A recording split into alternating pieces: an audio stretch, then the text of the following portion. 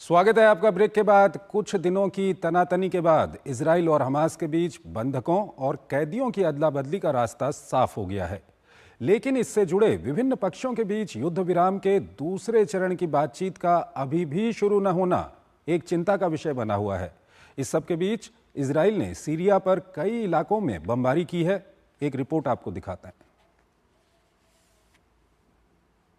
Israel और Hamas के बीच नया समझौता तय पा गया है, जिसके तहत बंधकों के बदले फिलिस्तीनी कैदियों की रिहाई पर सहमति बन गई है। इजराइल ने भी इसकी पुष्टि की है। हमास 4 बंधकों के शवों को मिस्र के अधिकारियों के जरिए सौंपेगा। वहीं इजराइल 600 कैदियों को छोड़ेगा, जिसमें अधिकांश बच्चे और महिलाएं शामिल होंगी। इजराइल ने बंधकों की रिहाई के दौरान हमास द्वारा उनके साथ दुर्व्यवहार का आरोप लगाते हुए फिलिस्तीनी कैदियों की रिहाई को रोक दिया था। हमास बंधकों की रिहाई को समारोह के आयोजन के तौर पर करता आया है। इजराइल, रेड क्रॉस और यूएन के अधिकारियों ने इसे बंधकों के लिए अपमानजनक बताया है। इजराइल ने पिछले सप्ताह विरोध स्वरूप कैदियों की रिहाई को टाल दिया था। अब कहा जा रहा है कि बंधकों के शवों की वापसी के दौरान हमास ऐसे आयोजनों से परहेज करेगा। इजराइल और हमास के बीच 6 सप्ताह के संघर्ष विराम समझौते का पहला चरण इसी सप्ताह खत्म हो रहा है। दूसरे चरण के लिए बातचीत हफ्तों पहले शुरू होनी थी, लेकिन अभी तक नहीं हुई। इस बीच पश्चिम एशिया के अमेरिका के विशेष दूत विटकॉफ ने कहा है कि दूसरे चरण के लिए बातचीत के लिए आगे बढ़ना चाहिए। उधर हमास के एक वरिष्ठ पदाधिकारी मूसा अबू मरजौक के 7 अक्टूबर के हमलों और हमास से जुड़ी की गई टिप्पणी के बाद नई बहस शुरू हो गई है। उन्होंने कहा कि अगर पता होता कि हमले से गाजा में इतना विनाश होगा तो कभी इसका समर्थन नहीं करते। उन्होंने ये भी संकेत दिया कि हमास हथियार छोड़ने पर भविष्य में बातचीत करने के लिए तैयार है। हालांकि हमास ने मरजौक के बयान को जरूर खारिज कर दिया है, लेकिन अब तक उन पर कोई कार्रवाई भी नहीं की है। ऐसा दावा किया जा रहा है कि मरजौक को मीडिया से बात करने से मना किया गया था, फिर भी उन्होंने निर्देशों का पालन नहीं किया। कुछ जानकार इसे कई मुद्दों पर हमास में फूट के तौर पर देखते हैं, जबकि कई इसे हमास की चाल मानते हैं। उनका मानना है कि इसके जरिए हमास अप्रत्यक्ष तौर पर पश्चिमी देशों को संदेश देने का प्रयास कर रहा है। वहीं इजराइल ने सीरिया पर हमला कर सैन्य ठिकानों के साथ साथ हथियार भंडारण स्थलों को निशाना बनाया है। सीरिया के दक्षिणी हिस्सों में सैन्य बलों की मौजूदगी को इजराइल अपने लिए खतरा बताता रहा है। बशर अल असद के तख्ता पलट के बाद इजरायली सेना बफर जोन से निकलकर आगे पहुंच गई है।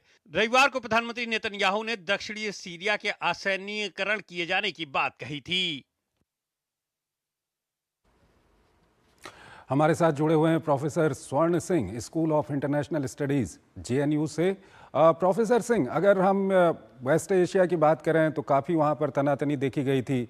अभी हाल ही में ये लग रहा था कि ये युद्ध विराम जो वहाँ पर हुआ है इजराइल और हमास के बीच में, ये कितने दिनों रहेगा या नहीं रहेगा।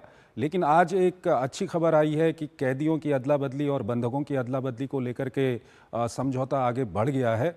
और साथ ही साथ जो दूसरे चरण की बातचीत होनी थी वो अभी तक शुरू नहीं हुई है। ये ज़रूर चिंता का विषय है। कैसे आप देखते हैं इसको?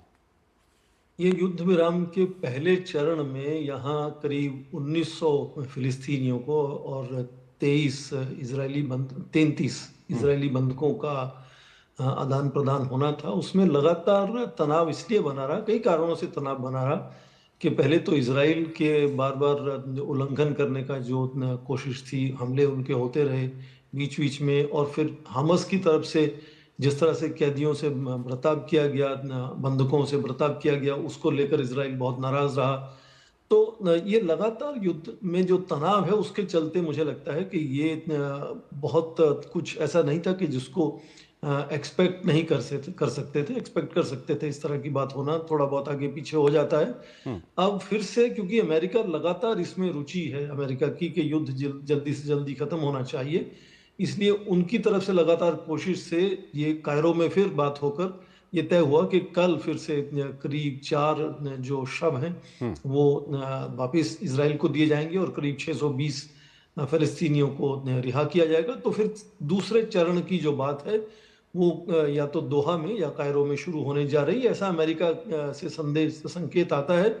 क्योंकि उनके जो मध्य पूर्व एशिया के स्पेशल एनवॉय स्टीव विटकॉफ हैं, उनकी यात्रा होने वाली है और वो चाहते हैं कि ये ठीक है वाकई उनकी यात्रा। सर, चलिए कम से कम वहाँ पर शांति तो बनी रहेगी, लेकिन इस सब के बीच एक बयान जो हमास के विदेश संबंधित कार्यालय के प्रमुख हैं मरजोक, उनकी ओर से एक बयान आया है। उन्होंने कहा कि हमास ने जब हमला किया था इजराइल के ऊपर, वो उसका समर्थन नहीं करते, वो गलत था। अगर हमें पता होता कि ये इतना बड़ा रूप ले लेगा तो हम ऐसा नहीं करते। हालांकि हमास के अंदर से ही उनके बयान का खंडन भी किया गया है, लेकिन हमास के अंदर कहीं ना कहीं दरार दिख रही है। हाँ, बिल्कुल संभव है कि इस तरह के बयान आए और इस तरह की दरार बने वहाँ के नेतृत्व के अंदर। और ये अक्सर सभी युद्धों में इस तरह में जब बहुत तनाव बढ़ता है, बहुत दबाव होता है, तो इस तरह की टिप्पणी या दरार अक्सर होती है, खासकर उस खेमे में जो खेमा कमजोर अपने आप को महसूस करता है। और ये तो हर युद्ध की सच्चाई है कि किसी को भी यदि ये पता हो कि ये शुरुआत से कहाँ जाकर अंत होगा, तो हर बार कहा जाता है कि फिर उससे तो युद्ध शुरू ही नहीं होना चाहिए था। लेकिन और हमास बार के बार इतने बड़े काडर की ओर से इस तरह का बयान देना, ये कहीं ना कहीं कोई चाल भी हो सकती है क्या?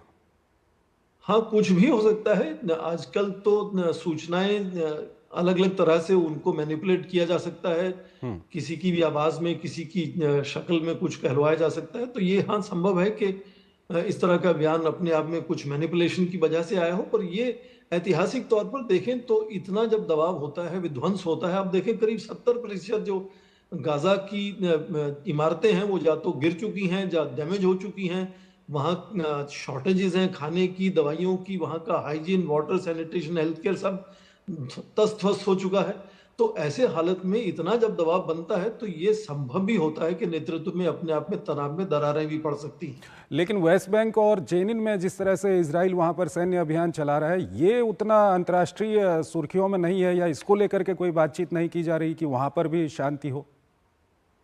हाँ, क्योंकि पूरा जो ध्यान केंद्रित है वो हमास के ऊपर ध्यान केंद्रित है। और अल-फतह वगैरह जो दूसरे जैसे सीरिया में आपने अभी कहा कि वहाँ हिजबुल्लाह की बात कर रहे हैं, तो उन पर उतना ध्यान नहीं जाता है कि हमास को अपने आप में एक तरह से टारगेट बनाया गया कि उनकी वजह से लगातार इजराइल को नुकसान हो रहा था। और खासकर जो 7 अक्टूबर का ऑपरेशन जो था वो हमास ने शुरू किया था, तो इसलिए पूरा ध्यान केंद्रित रहा युद्ध का भी और पूरे समाचार पत्रों का भी पूरे हमास के ऊपर। तो मुझे लगता है कि हमास एक तरह से अपने आप को ज्यादा दबाव में महसूस करता है उसकी वजह से। एक अंतिम सवाल सर, संक्षेप में बताइएगा, हमारे दर्शक ये भी जानना चाहेंगे कि सीरिया पर क्यों बमबारी कर रहा है इजराइल?